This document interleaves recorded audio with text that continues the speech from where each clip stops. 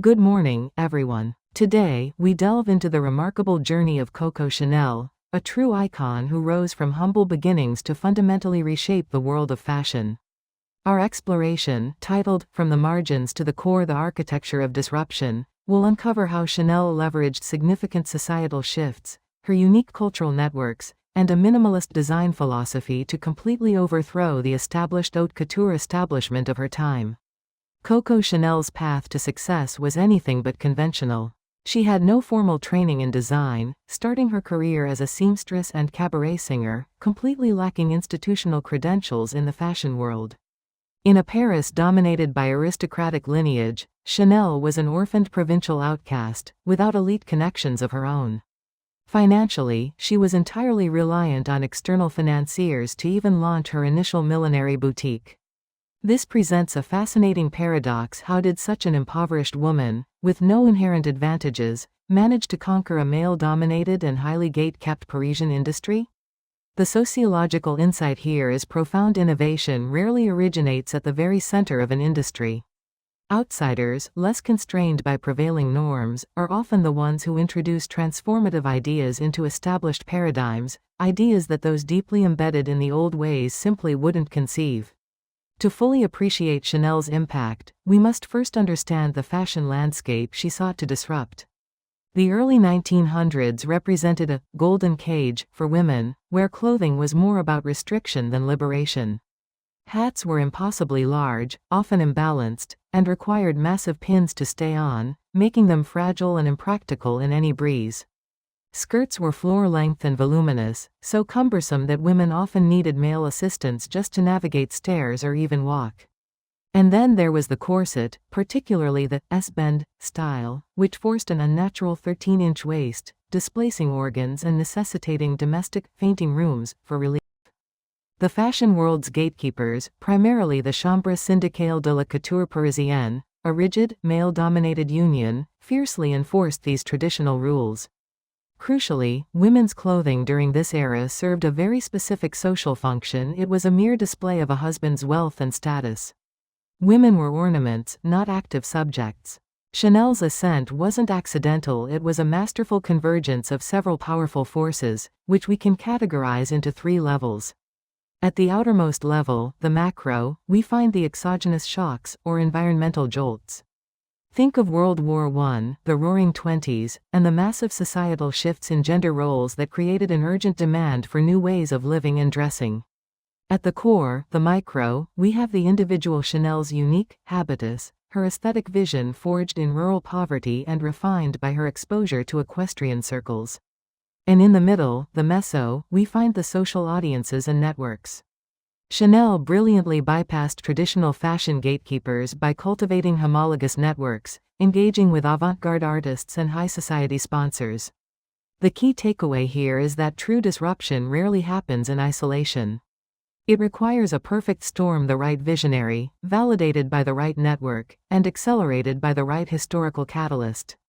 Let's dive deeper into the micro, how Chanel was forged in the margins. Her early life experiences, though marked by deprivation, became her greatest aesthetic assets. From 1895 to 1901, she spent years at Aubazine Abbey, a convent that instilled in her a lifelong reverence for austerity, stark geometry, and the functional uniformity of black and white. Later, around 1908, at the Château de Royalieu, she found herself among equestrian circles.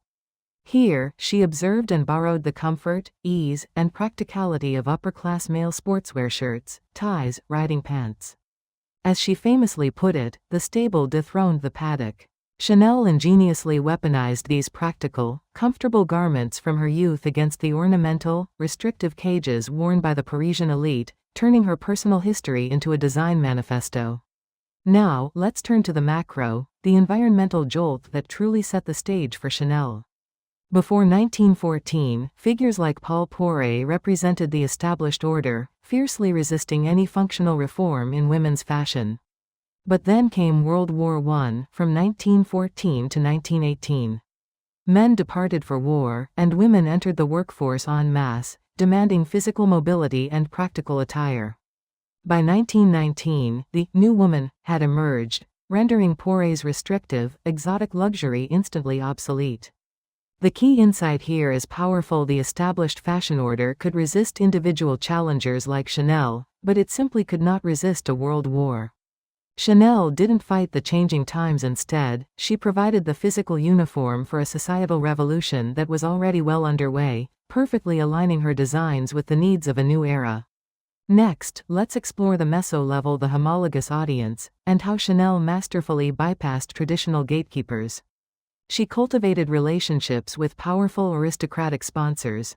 Boy Capel, for instance, provided vital initial economic capital, while the Baroness de Rothschild offered elite social validation, transforming Chanel from a mere milliner into a burgeoning fashion personality. Crucially, Chanel surrounded herself with an avant-garde constellation of collaborators, including figures like Misha Cert, who served as a gatekeeper to artists such as Pablo Picasso, Jean Cocteau, and Igor Stravinsky. This network provided synergy. Chanel aligned with modernist artists who shared her rejection of ornamentation and embraced simplicity. She also understood the power of the stage.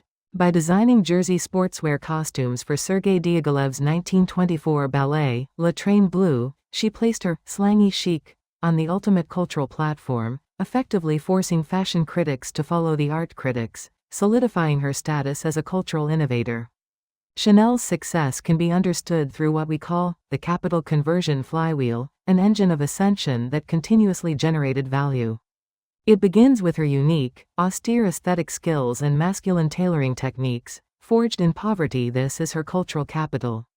This then converted into social capital, manifested in her intimate ties to high society financiers and the Parisian avant-garde art scene, which she cultivated so carefully.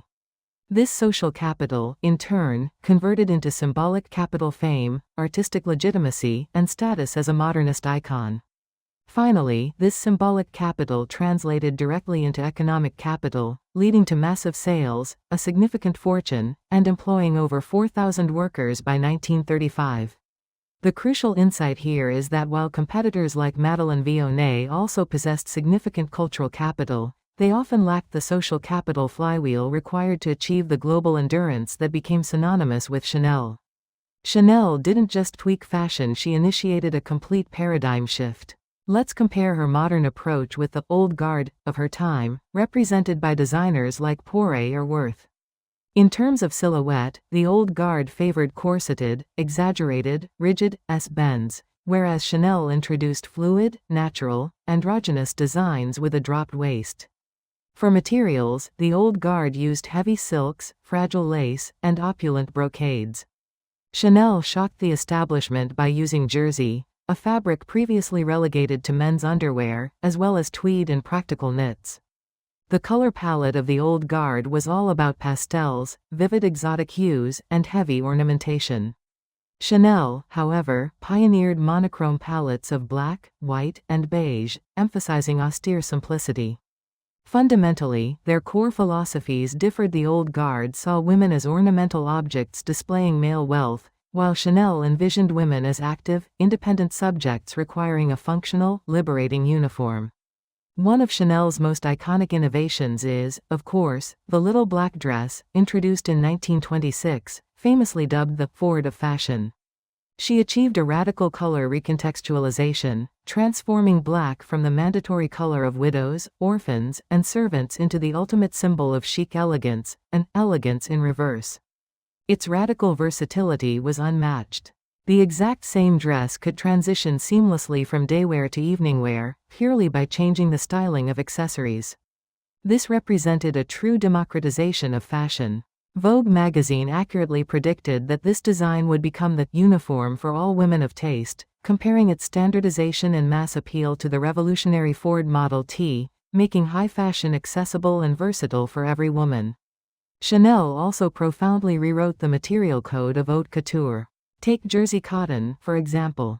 Before her, it was exclusively relegated to men's underwear due to its cheapness and stretch. Chanel's disruption was to elevate this humble fabric to haute couture, granting women unprecedented physical freedom and a beautiful drape without the need for stiff, structured tailoring. Then there's tweed wool. This coarse fabric was typically reserved for men's rural sporting and hunting attire. Chanel adapted it into the iconic, boxy Chanel suit, designed to rest comfortably on the hips rather than pinching the waist. This innovation allowed total upper body mobility, liberating women from the restrictive silhouettes of the past and making comfort a cornerstone of high fashion. Beyond clothing, Chanel's disruptive vision extended to fragrance with iconic innovation 3 Chanel No. 5, launched in 1921. Even its stopper was a design marvel cut like a diamond. Its top-down geometry directly mirrors the overhead layout of the iconic Place Vendôme in Paris, a subtle nod to her Parisian roots. The chemistry was revolutionary. It was the first fragrance to heavily utilize synthetic aldehydes. Instead of smelling like a literal, single flower, it created an abstract, complex, and entirely manufactured scent that was both mysterious and sophisticated. And the bottle design was a direct counterpoint to her competitors, who used overly ornate, romantic, curved glasswork. Chanel opted for a minimalist, masculine, pharmaceutical-style rectangular flask, embodying her clean, modern aesthetic in every detail. Chanel's commitment to her manifesto was so strong that she even staged a comeback. After 15 years of retirement following 1939, she reopened her house in 1954 at the age of 71. The catalyst? She was disgusted by the dominance of Christian Dior's new look, which she felt betrayed women by shoving them back into corsets and heavy skirts. Her ideology was clear as she famously declared, "Dior doesn't dress women, he upholsters them." The market response was initially met with deep skepticism by the French press, who saw her designs as outdated. However, the functional, modernized Chanel suit saw massive, immediate adoption in America, cementing its status as the eternal uniform of the modern businesswoman, proving her vision was ahead of its time. So, what is the formula for peripheral influence, and why did Chanel endure while others faded? It's built on 3 crucial pillars. Pillar 1, uncompromising authenticity, aligns with our micro-analysis.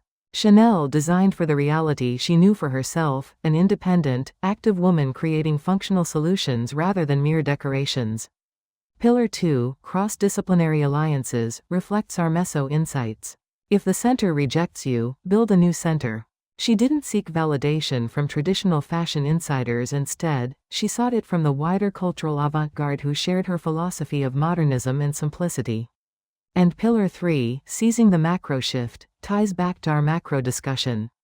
You must time the environmental jolt. She didn't fight the changing times, she observed the shifting socio-economic landscape and provided the physical uniform for a revolution that was already in motion. Ultimately, Coco Chanel proved that fashion changes, but style endures. True disruption isn't simply about altering what people wear, it is about fundamentally changing how they live, how they move, and how they perceive themselves in the world. The outsider from the orphanage, Coco Chanel, did not just design clothes. She engineered nothing less than the modern woman.